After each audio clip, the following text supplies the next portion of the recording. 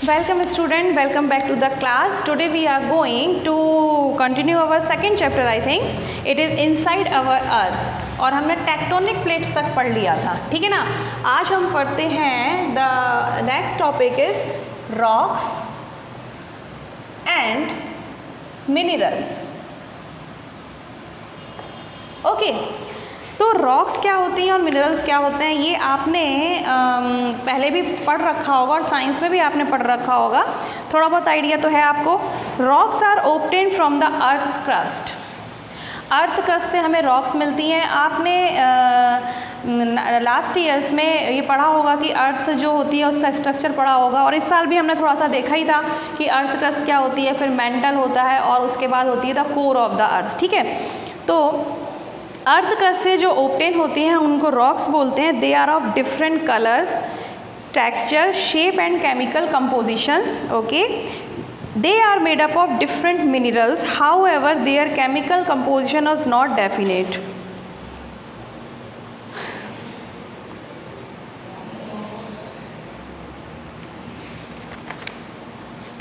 अब रॉक्स और मिनरल्स को थोड़ा सा समझ लो। हमें सबको ये पता है कि जब हम अर्थ का इनसाइड का स्ट्रक्चर पढ़ रहे थे, इनसाइड अवर अर्थ सबसे पहले तो क्रस्ट होता है, फिर मेंटल होता है एंड देन कोर होता है। और हमने देखा था कि अंदर बहुत सारे स्टोनी, बहुत सारे रॉकी स्ट्रक्चर्स होते हैं, जिसके अंदर की हमारे पास कुछ क्रिस्टलाइन स्ट्रक्चर्स होते हैं, क्रिस्टलाइन सॉलिड्स होते हैं स्पेशली, जो कि हमें मिलते हैं और वो कहलाते हैं मिनरल्स, ठीक है। रॉक एक नेचुरल चीज़ है, उसको हम बनाते नहीं हैं, that is not a man made thing. एक नेचुरल चीज़ है जो अर्थ में पाई जाती है, ठीक है। और उन रॉक्स के अंदर वो भी नेचुरल ही हैं, वो भी ह्यूमन मेड नहीं है जो मिनरल्स पाए जाते हैं, ठीक है। अब ये मिनरल्स अलग अलग टेक्सचर के होंगे, अलग अलग उनकी प्रॉपर्टीज़ होती हैं, अलग अलग उनके यूजेस होते हैं। अभी तक हमारे साइंटिस्ट ने बहुत सारे मिनरल्स खोज निकाले हैं और उनकी स्टडीज़ भी की हैं, और उससे बहुत सारे यूज़फुल जो एप्लीकेशंस हैं उनकी वो भी कर डाली हैं। एप्लीकेशन मतलब कि उनको किस तरह से यूज़ किया जाए, उनके बहुत सारे यूजेस भी निकाले हैं, ठीक है।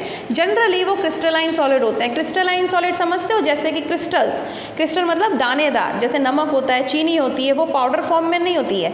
अगर आप उसको हाथ में लेते हो तो आपको दाने महसूस होते हैं उसके, है ना, तो that is known as crystalline structures. तो ये जो मिनरल्स होते हैं वो जनरली क्रिस्टलाइन होते हैं, ठीक है। Page number 189 we have a reading. Rocks are obtained from the earth crust, they are of different colours, textures, shapes and chemical compositions. अब रॉक्स के भी अलग अलग केमिकल कंपोजिशन होते हैं। क्यों? क्योंकि जो केमिकल उसके अंदर पाया जाएगा, कहीं आयरन मिलता है तो कहीं मैग्नीशियम मिलता है, कहीं इस गोल्ड मिलता है, कहीं कार्बन मिलता है, कहीं वही डायमंड बन जाता है अंदर, ठीक है। तो बहुत सारी चीज़ें हैं और इन रॉक्स के अंदर जो मटीरियल पाया जाएगा उसी तरीके की रॉक की भी क्वालिटी बन जाएगी। They are made up of different minerals.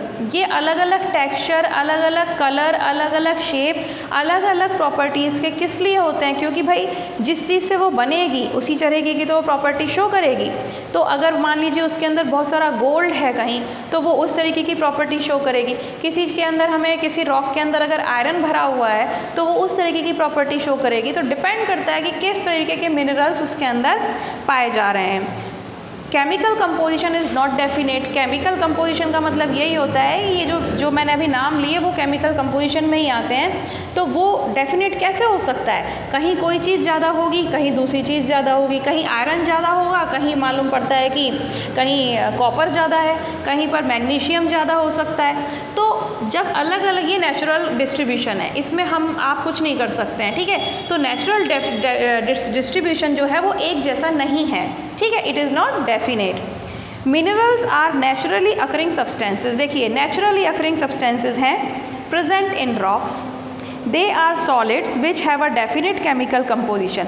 अब इन मिनरल्स का केमिकल कंपोजिशन डेफिनेट होता है, ठीक है ना, ये मैं आपको बताऊंगी, या फिर आप साइंस में अच्छे से पढ़ चुके होंगे इसके बारे में। Most of the minerals have crystalline structures. ज़्यादातर मिनरल्स जो होते हैं उनके स्ट्रक्चर क्या है? क्रिस्टलाइन सॉलिड्स होते हैं। वो क्रिस्टलाइन क्या होते हैं मैंने आपको बताया। Their size varies depending upon the conditions under which the rocks in which they are present were formed. अब रॉक्स कैसे फॉर्म हुई थी?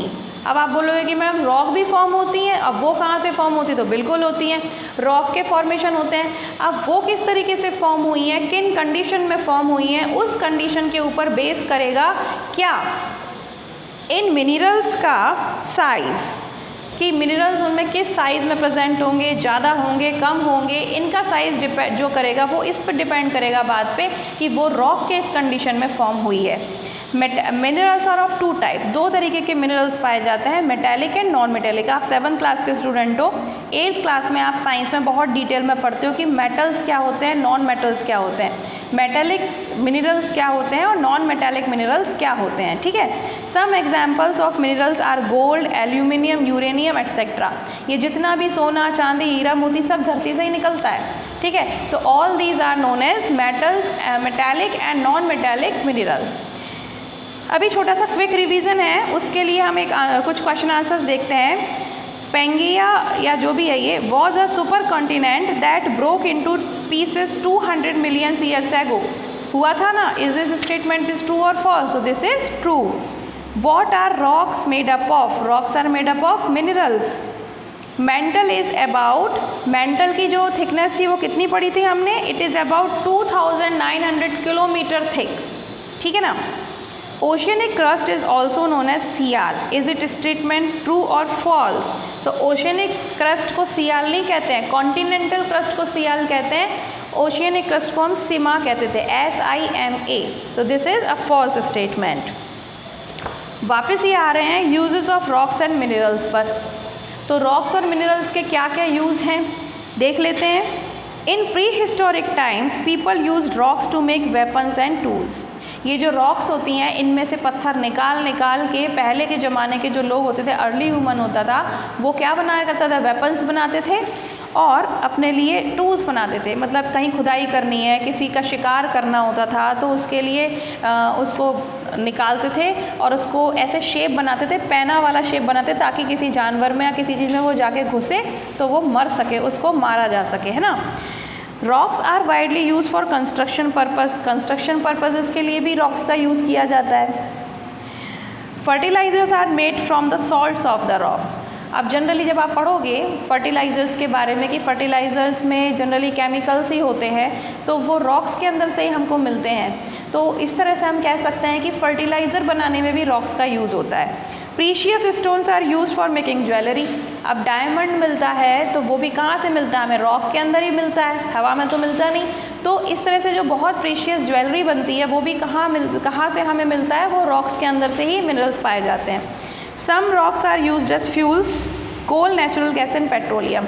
अब इसके अलावा कोल हो, पेट्रोलियम हो, नेचुरल गैस हो, ये सारे के सारे जो यूज़फुल फ्यूल्स होते हैं। अब आप समझ सकते हो पेट्रोलियम, एक मैं आपको बताऊंगी, वैसे तो खैर ये आपको साइंस में बहुत डिटेल में बताया जाएगा, लेकिन फिर भी आपको ये पता होना चाहिए कि पेट्रोलियम जो होता है वो बहुत गहराई से निकाला जाता है और एक पूरा एक स्ट्रक्चर लगाया जाता है, पूरा एक ऑर्गेनाइज तरीके से उसे हम पेट्रोलियम प्लांट कहते हैं। पेट्रोलियम प्लांट का मतलब ये वाला प्लांट नहीं होता है जो कि हरा दिखता है। प्लांट का मतलब एक होता है जब बड़ी बड़ी जो इंडस्ट्रीज़ होती हैं या उनमें भी बहुत बड़े बड़े उपकरण लगाए जाते हैं जिसमें अलग अलग चीज़ें बनाई जाती हैं, तो उनको भी प्लांट कहा जाता है, ठीक है।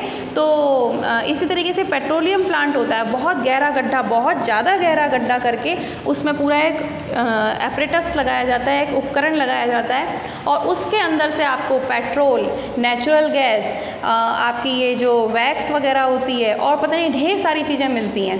तो सिर्फ एक पेट्रोलियम जो कि बहुत बीनीथ ऑफ द अर्थ पाया जाता है, बहुत अर्थ की बहुत गहराई में पाया जाता है, उससे आपको पेट्रोल, कोल, नेचुरल गैस, वो सब चीज़ें वहाँ से मिलती हैं। कोल अलग होता है, कोल मतलब जो कोयला हम देखा होगा शायद आपने, तो कोयला भी हमें धरती के अंदर से मिलता है, पेट्रोलियम भी अंदर से मिलता है। तो ये सब भी हमें कहाँ मिलते हैं, बीनीथ इनसाइड द रॉक्स।